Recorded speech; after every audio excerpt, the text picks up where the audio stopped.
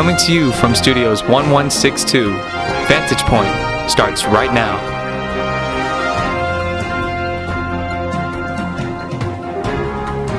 Hello Eagles, and welcome to Vantage Point, where we see you. I'm Tina Day, and I'm Kazia Cook. Here's the latest news. On March 8th, students and community leaders gathered at Chief Sealth High School for a town hall discussion with Seattle Mayor Jenny Durkin on how to stop gun violence. The movement against gun violence was ignited after 17 students died in a school shooting in Florida. Here's Molly House with more on the story. Students and survivors from the Marjorie Stoneman Douglas High School in Parkland, Florida, have sparked a national movement on gun control. Now, cities around the country are taking a fresh look at more restrictive gun laws. Speaking to students, parents, and teachers and online viewers, Mayor Durkin said she intends to empower community organizations as the city works to stop shootings in neighborhoods and schools. I'm going to work very closely with the school board to see if we can make sure in every one of our high schools, every one of our middle schools, every kid knows what to do and where to go. Gregory Pleasant, a junior from Rainier Beach High School and a member of an organization called Youth for Peace, said students can be a part of the solution by just getting involved. As a society, we've become so much into, it's only about the singular. We only need to worry about ourselves. It's a community thing. Cleveland students joined the movement by taking part in a walkout on March 14th. Students left class for 17 minutes, 1 minute for each life lost in the Parkland, Florida school shooting. Administrators at CHS are also taking a look at the school's safety policies to make sure all students feel safe on campus. This is Molly House reporting for Vantage Point. On February 10th, Cleveland held its first event catered to Black families. The Black Family Breakfast was hosted by the PTSA and the Black Student Union, and it was an opportunity for Black families to learn more about supporting their students and each other. Here's Ruth Mulugeta with more.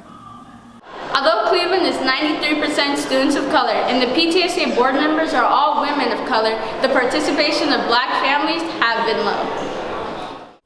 PTSA President Vanessa Isabel spoke to parents about the importance of showing up and getting involved. Her son, Miles Howard, is a senior at Cleveland. The event was made possible after PTSA's Vice President Connie So won a grant that was designated for Black family engagement. Cleveland's Family Engagement Action Team was brought on board to help with the planning, and students from the Black Student Union produced a video about the importance of Black parents being visible in the school. It's important because me personally, I know sometimes I'll just be lazy. I feel I don't need it, but my mom makes sure that at the end of the night that homework's done, all the requirements are done. So for me, it's very important. I know it'd be very important for other Black students in Cleveland to have that push from your parents, you know. Najee Ladali served as the keynote speaker. He opened up his speech with a powerful poem entitled, "God is My Medicine." God is my medicine. We are spiritual beings. Just be still. Listen and sure you will see. I said listen and sure you will see. I am my medicine. The light is in me. God is my medicine. Principal George Breland believes that the breakfast was the first step in getting Black parents involved. I would love to see Black families actually mobilize, get involved in different organizations, more presence to the PTSA, come to academic nights, family nights, things outside of athletics, and just really as more of a presence, really support the school by having their knowledge and expertise represented in the school. Nearly everyone in attendance said they hoped Cleveland would hold more events catering to Black families and their needs. This is Ruth Mulugeta, back to the studio. Stay tuned, we'll be right back after this commercial break.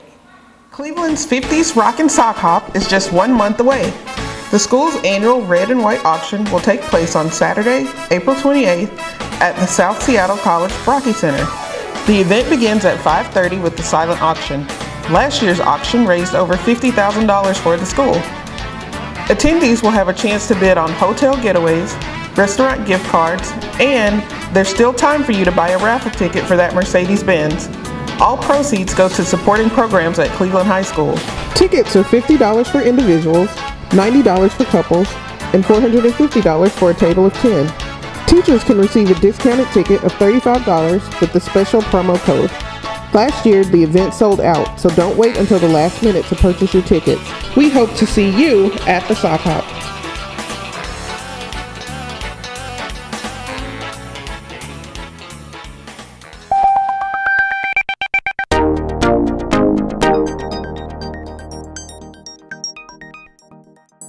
Kids who have been named Students of the Month were rewarded with a lunch party sponsored by the PTSA. Winners feasted on catered lunch from Wingstop and got a chance to mingle with other winners. Congratulations and job well done to all the first semester honorees. Last June, humanities teachers Andy Coffran, Lauren Stark, and librarian Lee Micklin submitted an application for the opportunity for juniors to participate in the Hamilton Education Program, which included seeing the musical Hamilton. Cleveland was allotted 190 tickets for juniors to see the Tony Award-winning musical. It was an awesome opportunity for students and teachers. Have you bought your raffle ticket? The Mercedes-Benz raffle is still going on. The PTSA has already sold over 500 tickets, so that $1,000 Nike gift card could be yours. Anyone who wants to purchase a raffle ticket can do so in room 1162. The group will also have pop-up sales around the city. If you are looking to buy tickets, email the PTSA leadership team at chseaglesptsa@gmail.com. Now here's Andrew Cornell with some Cleveland trivia.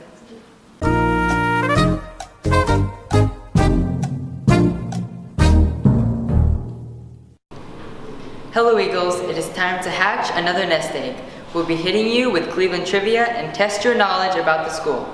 I'll give you a question and I'll come back later in the broadcast to give you the answer. Here it comes. SUP honors outstanding students and staff for their commitment to academic success, how they work at keeping Eagles together, and how strongly they support the school. Honorees are selected by Cleveland Publication staff members after a long nomination process. What is SUP? A bonus is, who started SUP? Now here's Brandon Teeny with the weather. How's it looking out there, Teeny?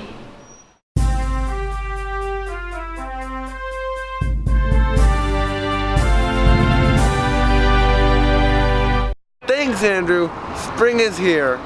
Although the saying goes, April showers will bring May flowers, the weather in March suggests that it will be a warmer April. So kick back and relax and enjoy the warming weather and end the third quarter on a strong note. Now here's Andrew with the answer to your nest egg. SUP stands for Spirit, Unity, and Progress. Class of 2014 alumni Sunshine Arcilla decided to run for ASB Vice President on the platform of promoting spirit, unity, and progress among Cleveland students, which later became our school's motto.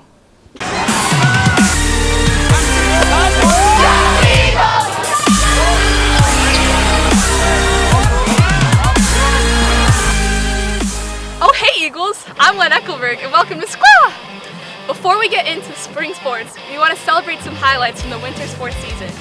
Boys swim made it to districts, wrestling made it to state, and the boys basketball team took third in the Metro League tournament. But it was the Lady Eagles basketball team who stole the show. After coming in as a 5th place seed, the Lady Eagles stunned their opponents by beating 2 top-ranked teams on their way to claiming the Metro League title. This was their first league championship win since 2014, when Cleveland won its second of back-to-back 3A state championships.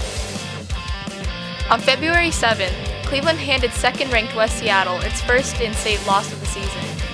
Senior Jazim Bethia led the Lady Eagles with 24 points and made a key three-pointer in overtime, giving the girls a 63-60 victory.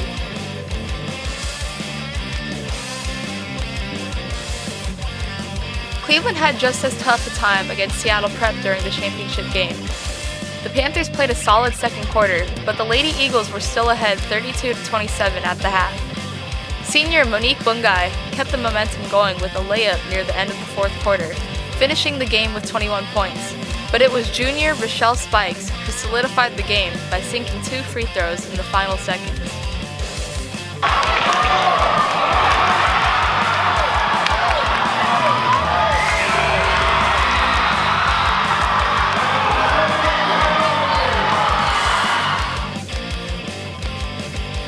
went on to take second place in the district championship and advanced to regionals, but the Lady Eagles were knocked out in the first round.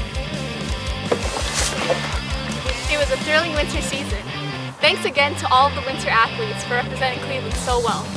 Spring sports are already underway, so keep an eye out for the softball team, and you'll definitely want to watch out for the track team. They've got some solid runners out there. Check the Metro League website for dates and times for spring sports matches. This is Gwen Eckelberg. Back to the studio. Before we go, we want to give a shout out to ourselves. Cleveland Publications staff members had a great showing at the JEA state competition on March 10th. The group earned superiors in photography and editorial writing, and honorable mentions in design and review writing. And shout out to you for being named the Lou Flannery Outstanding Journalist of the Year. Well deserved, Tina. Thanks, Kazia. Well, that's it for this episode of Vantage Point. I'm Kazia Cook. And I'm Tina Dang. Stay fly, Eagles. And keep soaring on.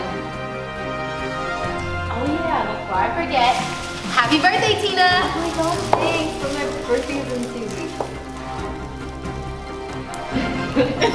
weeks.